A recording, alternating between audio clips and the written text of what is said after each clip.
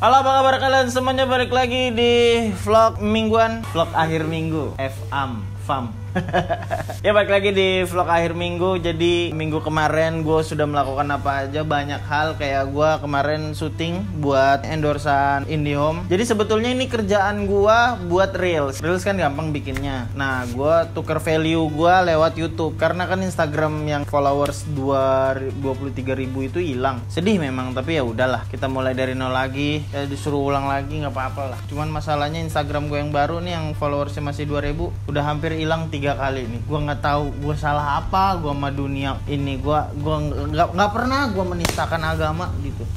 Nggak pernah juga gue ngomongin pemerintah, nggak pernah gue. Tiba-tiba Instagram hilang aja. Ini 3 kali nih, bahkan hampir 4 kali apa. Ada yang udah ngebuka Instagram gue dari daerah India gitu. Ngeri gue mah. Padahal gue nggak ngatain pemerintah India loh. Daerah Bombay loh. Tomat di samping Bombay. Iya, pokoknya gitu, gue sedih.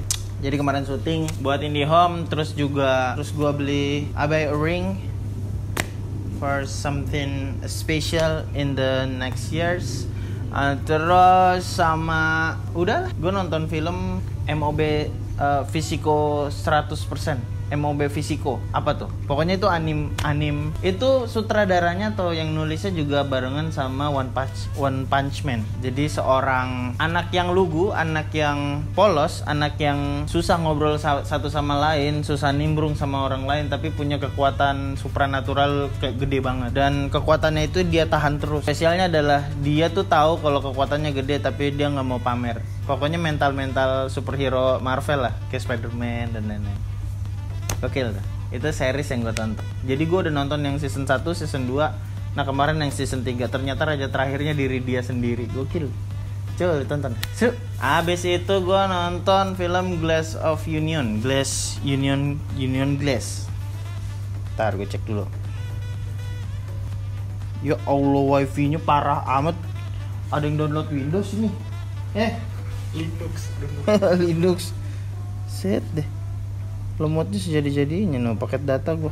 Glass Union ini pemeran utamanya yang pemain James Bond. Jadi dia sebagai detektif nomor 1 sedunia. Dia memecahkan kasus. Dan dia dapat undangan dari orang yang kaya banget di daerah situ untuk masuk di rumahnya. Pokoknya filmnya tuh kayak semi Among Us lah.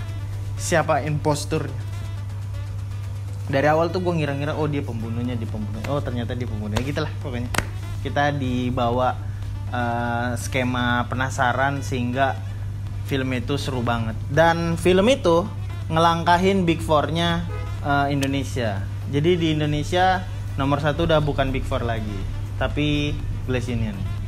Ya, kenapa gue nonton Glass Union? Karena memang dia sudah ngalahin Big Four tentunya. Gitu.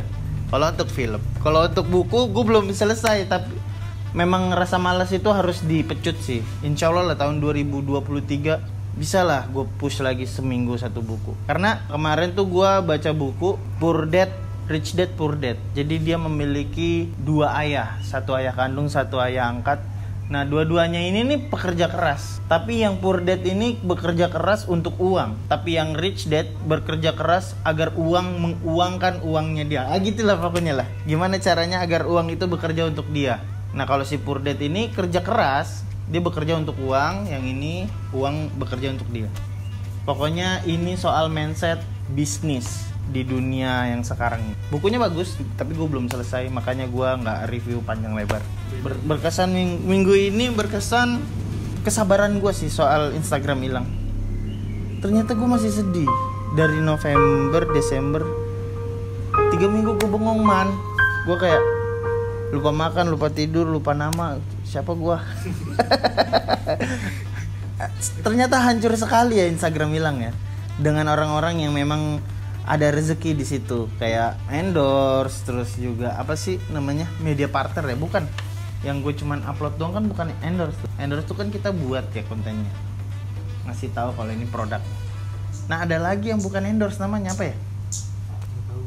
Apanya? Yang cuman upload doang kita dikasih duit, namanya apa ya? Bukan endorse kan? Kita dikasih duit. Tapi upload doang. Aduh, gue lupa namanya. Itulah fuck. Bukan endorse, ada namanya. Promo. Iya, promo. Iya, promo ini buat. Bukan, tapi namanya apa ya? Udahlah, yuk syuting lagi yuk, pusing gua. Terus juga gua dapat kabar kalau ada polisi yang dekat dengan pekerja-pekerja metaverse di luar negeri, di Singapura, mau dideketin sama temen gua. Ya mudah-mudahan bisa kebongkar. Tapi kalau misalkan ya udahlah.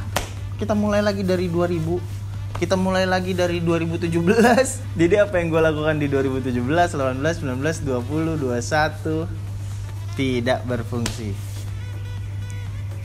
Itu di metaverse, Bang. Itu metaverse. Karena kan si Facebook tuh udah bukan Facebook kepalanya, tapi metaverse. Metaverse anaknya Facebook, Instagram, WhatsApp, gitu-gitulah. Halo guys, jadi 2022 gue sangat berkesan buat gue. Nggak tahu buat orang lain kayaknya biasa aja. Dari awal Januari, Februari, Maret gue udah langsung jalanin hiburin acara stand up barengan manajemen gue. Manajemen hiburin oke banget. Walaupun 20% potongan soal manajemen, terus ada yang bilang, wah cuman motong doang tuh nggak bantu. Oh nggak, ternyata manajemen itu ngebangun citra kita di luar. Mungkin kita nggak tahu, tapi nama kita semakin lama semakin naik sama manajemen. Karena apa? Manajemen juga berupaya besar agar ngejual kita biar dia juga dapat keuntungan.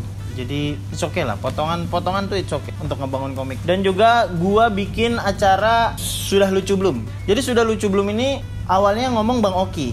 Jadi ada kompetisi kompetisi komunitas Sudah Lucu Belum. Bang Oki bilang bikin kompetisi yuk, ayo. Nah gara-gara Bang Okinya sibuk, jadi gue yang ikut konsep, gue yang ikut bikin rundown dan lain sebagainya. Dan berjalan dengan lancar gitu. Alhamdulillahirabbil alamin lah. Itu gue senang banget karena gue baru pertama kali bikin project segede itu. Itu 2022. Habis itu gue mundar-mandir naik motor ninja tuh. Nah habis itu gue jual motor ninja gue. Pas lu mondar-mandir dia ngeluarin QB. Enggak. Tapi di atas ini kabel. Bang bisa ini. Bang ninja. Kenapa keluarin QB? Habis itu beranjak ke bulan puasa. Gue beli mobil.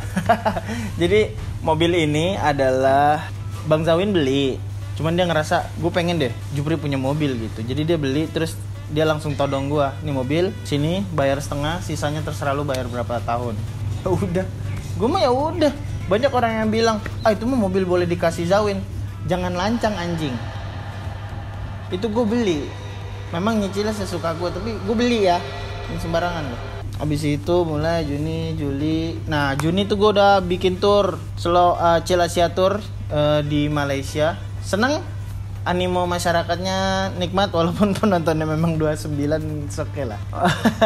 29 karena ternyata harga tiket gue kemahalan untuk kantong mahasiswa Indonesia yang kuliah di Malaysia. Jadi udah buat pelajaran gue, nanti kita bikin lagi dan harganya lebih murah biar penonton Indonesia lebih banyak. Dan juga lanjut lagi gue ikut Jambore Stand Up Indo. Ini sangat amat mengesankan karena Jambore ini gue nggak ada upaya besar untuk ngemis ke senior atau ke Bang Ajis gitu, kayak Bang gue ini dong Bang naik di Jambore gitu. Nggak ada upaya besar untuk itu, tapi diajak juga, kayak senangnya luar biasa. Respect. Dan di 2022 ini uniknya adalah gue bisa tampil di 3 festival musik terbesar tahun ini. Pertama Joyland, yang kedua Pesta Pora, dan yang ketiga Sondrenalin. Hai, gede semua.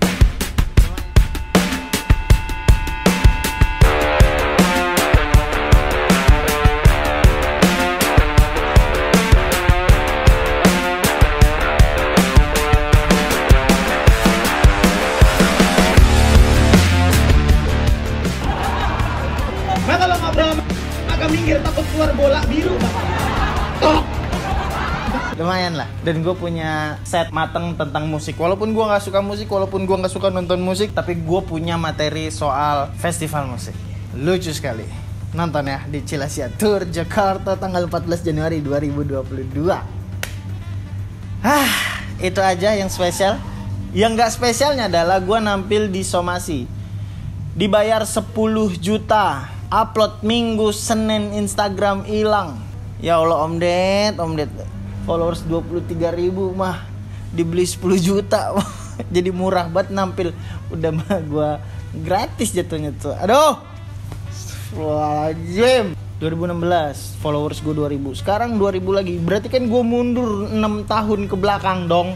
Hey, halo. Gak tahu gimana bangkitnya lagi. Sebetulnya mah banyak cara untuk membangkitkan followers ya. Kayak bikin konten, terus bikin niche yang baik, bikin gimana caranya agar orang suka sama gue. Cuman kan kehilangannya ini yang bikin gue berat untuk melakukan sesuatu. Ya ini disclaimer, tapi intinya adalah ya udahlah, tahun 2023 tahun 2022 gue akhiri dengan healing sementara. Baru kita genjot di tahun 2023.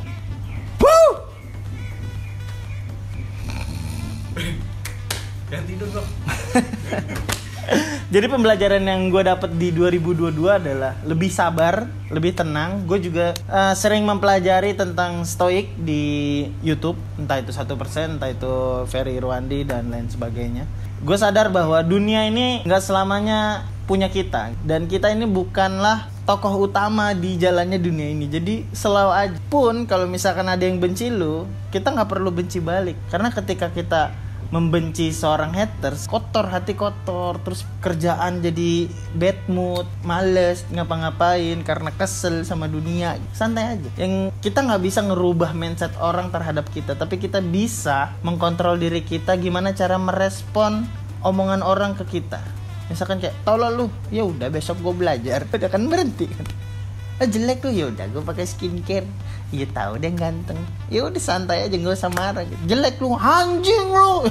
Tambah jelek kan muka lu kan. Jadi yang gue pelajarin tahun 2022 adalah sikap tenang, sikap sabar, sikap struggle, terus juga berusaha keras. Kayak gue bikin konten-konten yang backgroundnya hitam, itu gue mulai nyoba. Mulai awalnya jijik, lama-lama nikmat, lama-lama tahu penontonnya mau nonton kayak gimana. Bisa aja gue bisa bikin sekarang juga. Cuman kan gue sekarang fokus pada kualitas tulisan, kualitas delivery dan lain sebagainya.